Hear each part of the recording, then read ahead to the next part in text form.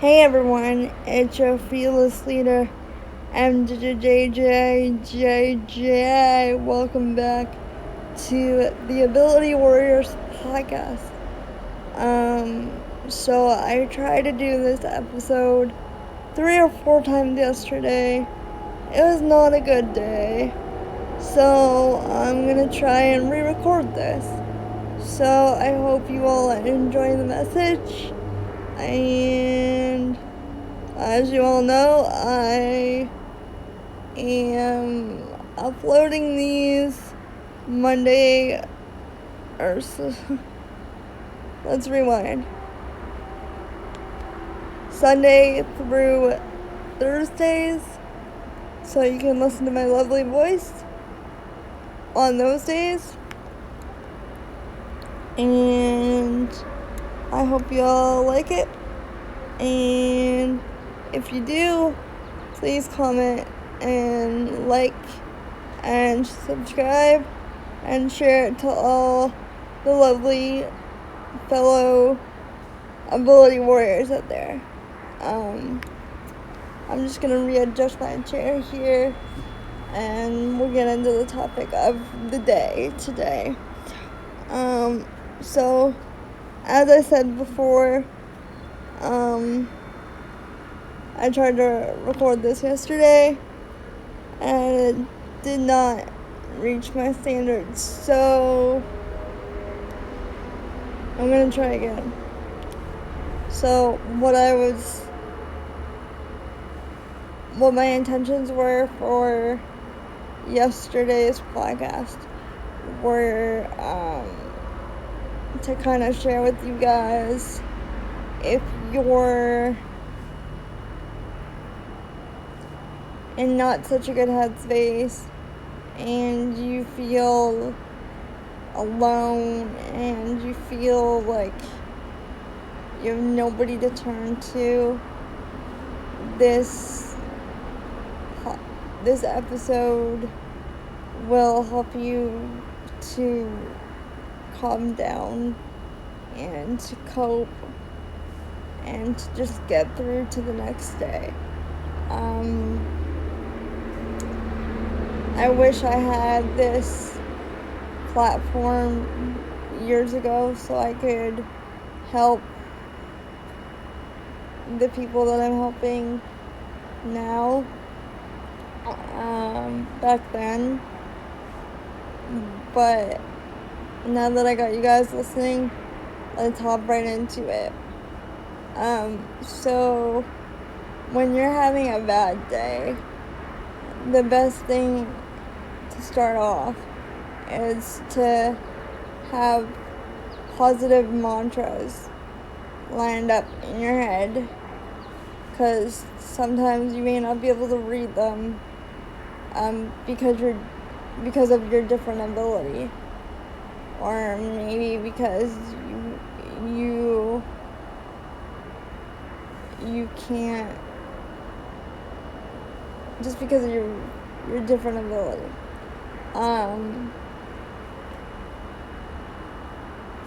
So just have them lined up in your head. It's all about mind work with this technique.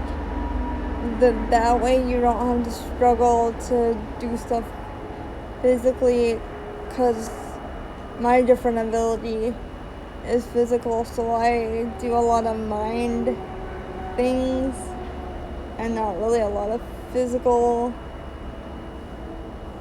coping skills. So yeah, I would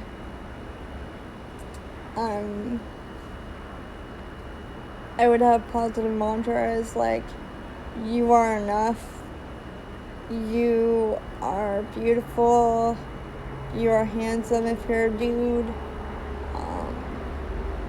you are a great human being, I'm trying to think of good ones that are generic. Or you can just make one up and just say it to yourself over and over again. you can say I'm a powerful, I can't say it on the podcast, but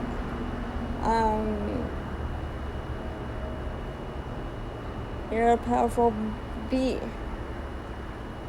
So you're a powerful bitch.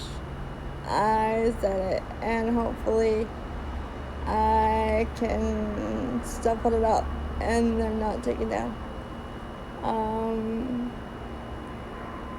But just come up with those things in your head and just get into your happy place. I have another episode called Happy Place, where I go into more depth of what that looks like for me. Just create a place where you can't be sad, where you can't be angry, where you can't feel those negative emotions. Just for the time that you have to be,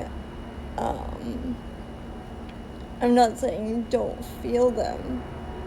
I'm just saying you gotta have a delayed response to them, especially if you're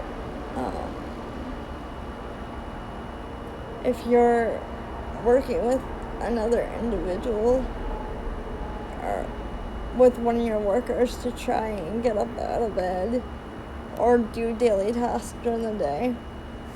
You don't want to have a mental breakdown in front of them. Yes, that's okay sometimes, but not all the time. So I would just suggest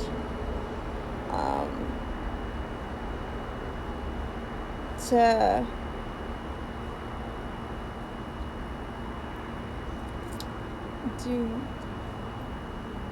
do those things.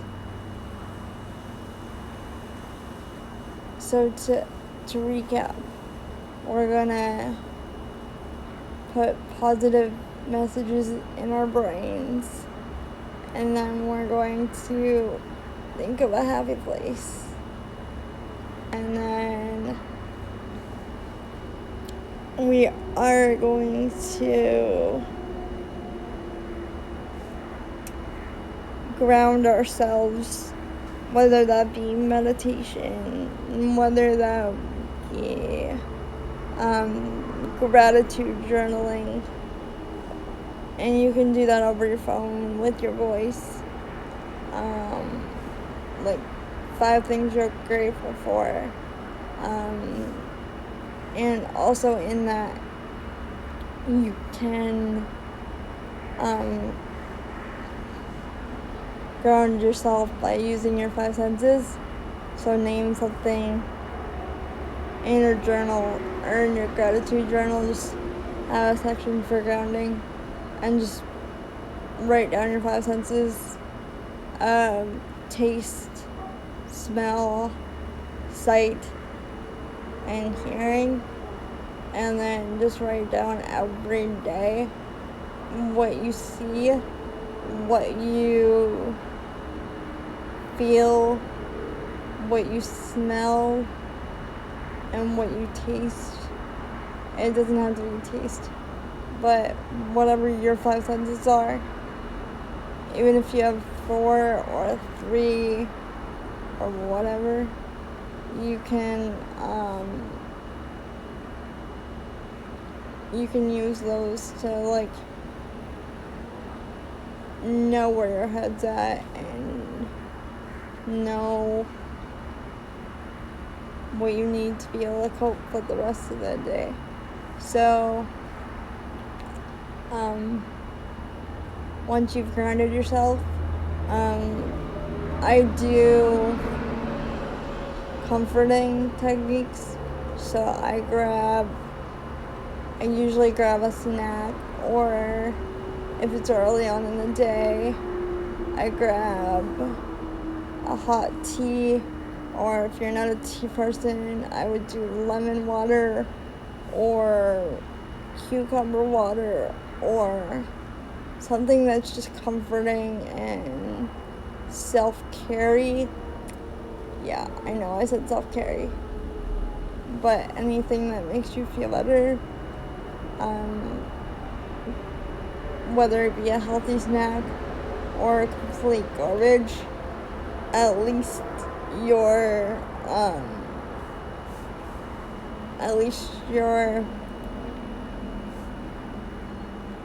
doing something to kind of distract yourself. And that's another tip. Just find like a half an hour show or an hour show and just say, hey, look, I'm stressed out. I'm gonna sandwich something that I don't want to do. Like, for me, yesterday, it was adulting. So I'm gonna sandwich a trashy TV show and then do some adulting and then have another TV show or a book or just time to vent, time to write, time to talk to your friends, time to whatever you want to do to decompress. And then just do that as the day goes on, as the day progresses. If you find that you want to stay motivated, just do the sandwich technique. Grab a sandwich if you're hungry, because this podcast is making me hungry. So, do that. Always remember to eat, too. That's part of self-care.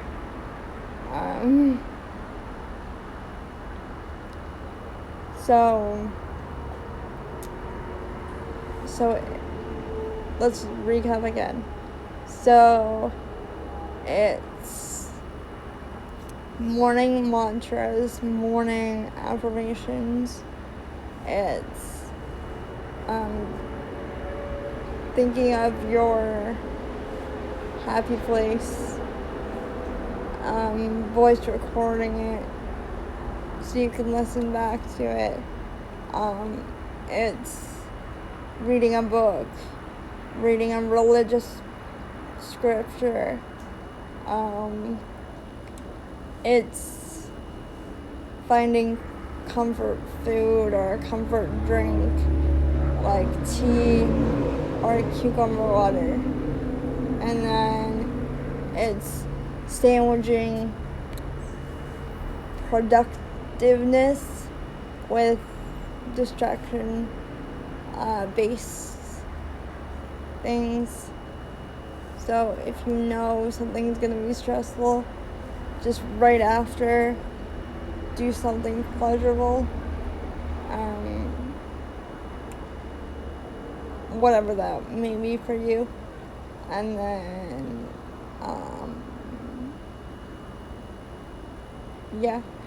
and then I would say later on in the day, like if it's getting near to lunchtime and you know your staff are coming in, say like 20 minutes, set a timer and see what you can accomplish in that amount of time. Whether that just be like writing down what you want to eat for that week or that weekend, and then you have it all planned out so that you just have to glance at your phone and be like, I'm having this for lunch or dinner or snack. And then it takes the guesswork for you and them out of your day. So then your stress levels go down and you're good to go. And then once they get there, just make small talk. Whoever is caring for you, just like make small talk. It makes it go so much easier Like, you don't have to get to know them so personally, unless you really do know them personally. Just ask them how their day is, turn on some music, do a dance party, like, just make it fun and make it light.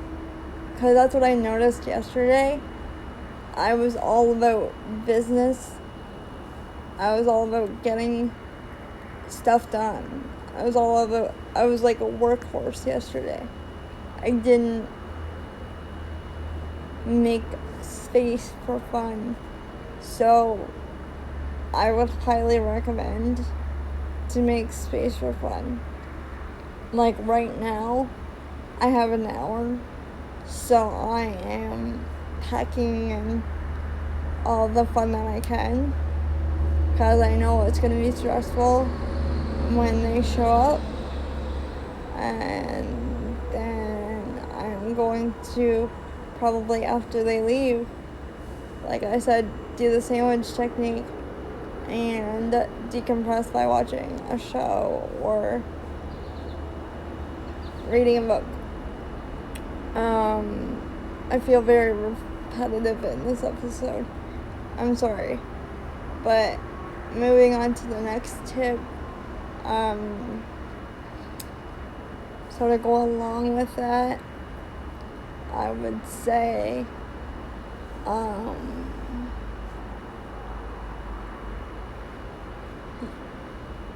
use your fun time and kind of split it into two. And if you don't have work, this won't really apply. But like I've said in previous podcasts, if you have a passion project, just use half of that time to work on your passion project and half of that time to just chill out and relax. So in between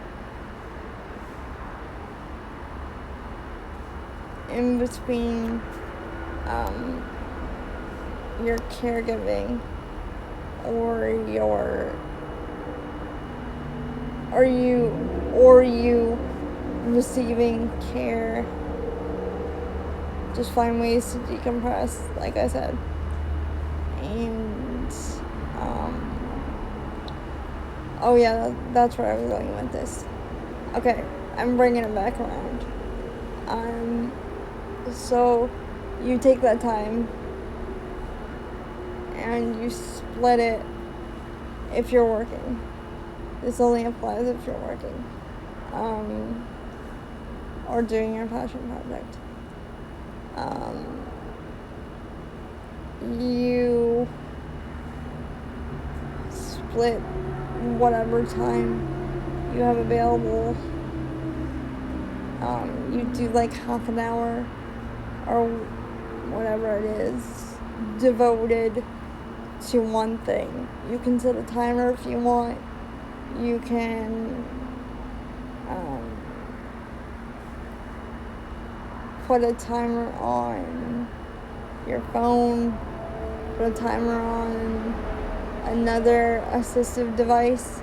I'm not going to say the name because it might trigger your devices. So do that, and then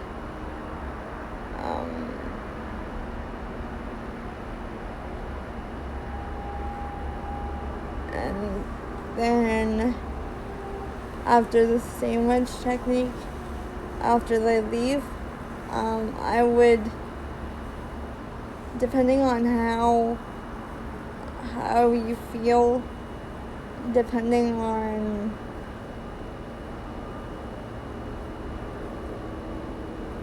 what your day layout looks like,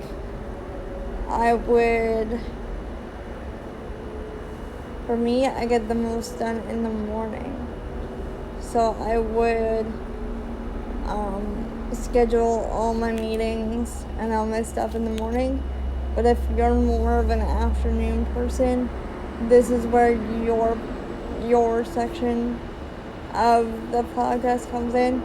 So you would do your work from, say, you have lunch at noon, and then you are done at, say, 1:15 or something like that. That's a long lunch, but once you're done that, then I would say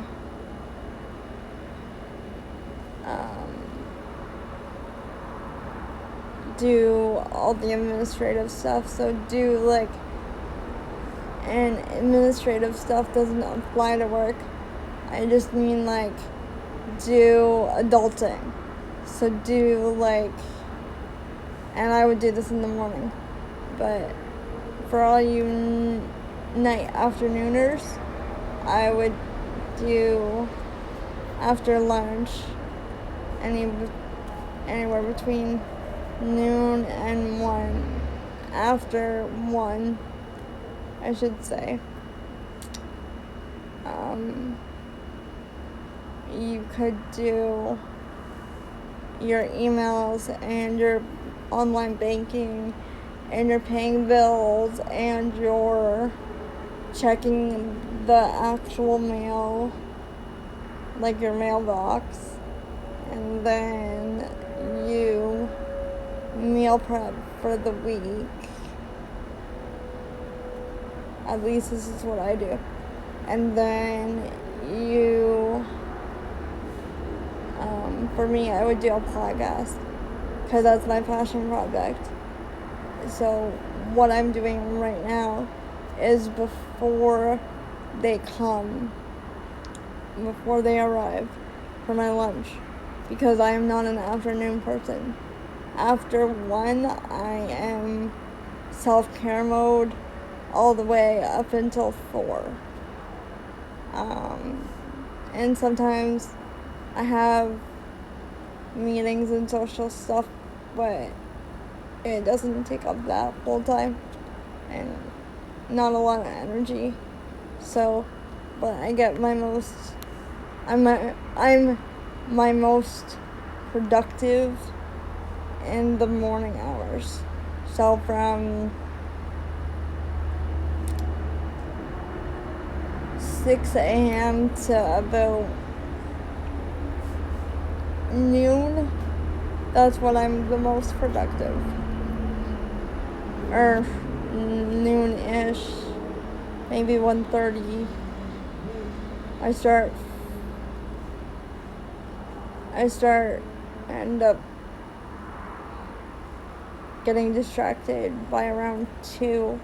So I'll stop and I'll watch a trashy show and then wait for my next call and then be productive, sandwich technique, and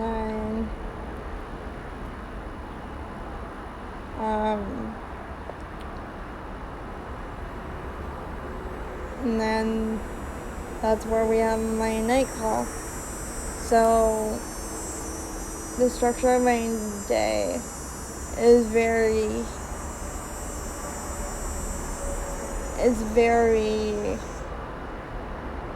prevalent to my mental health. It's very needed for my mental health. And I am type A. I am type A all the way. You can ask any of my friends, any of my past relationships, and they will tell you MJ is the most type A person ever. So, this is my wind down period. So, after dinner and after you've written out what you're gonna do for the next day, this is where your brain can turn off and you can read a book or do a puzzle or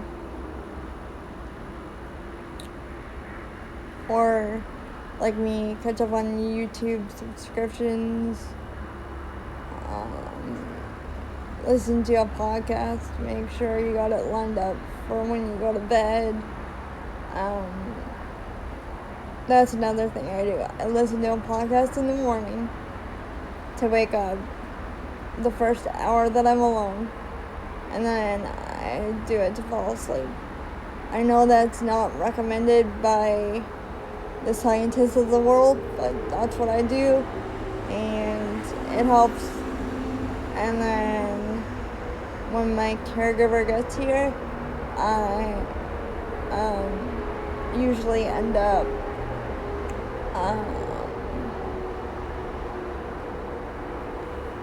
doing my care, and then I will get them to put essential oils on my face and rub that in, and then I get them to put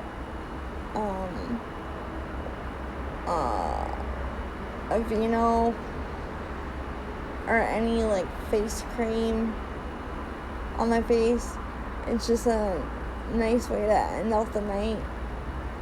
And then I start all over the next day. So basically what I'm saying is, for me, the way that I structure my days is very telling of what my mood is going to be like. Like today I feel great because I am sticking to my schedule. I am keeping, not rigid, but I'm keeping more of a close eye on what I have set out for myself. And it doesn't have to be the same day to day. Like, it's not the same day to day for me. But like a basic outline of what you want to accomplish. And it's only 11:30, and I'm wrapping up the podcast, and I've already done all my morning stuff. So I'm gonna wrap it up like I just said, and I'm gonna shamelessly plug my friend Minnie Mancino. She's hilarious if you need to unwind at the end of the night, or if you need to unwind during your break periods, during your schedules. She's a great resource to use for that. She does these things called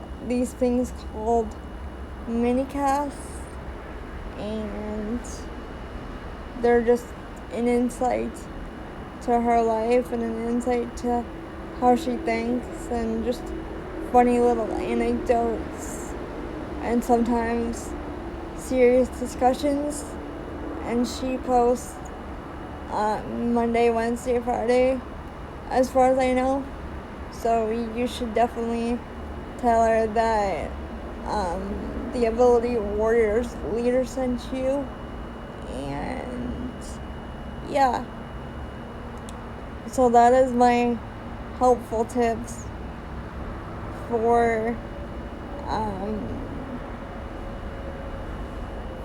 keeping your mind active and not spiraling. I think that's what I'm gonna call it. Active brain reducing spiraling, or something like that. Happy brain equals happy day, or something. I don't know. It's a title in progress. So I will see you guys all next week with another fantabulous episode of the Ability Warriors, and I hope this helped a little bit, and I hope this can reach somebody that's in crisis or that may need some structure in their life. I hope this helps. So I will see you all later, and JJ is now out.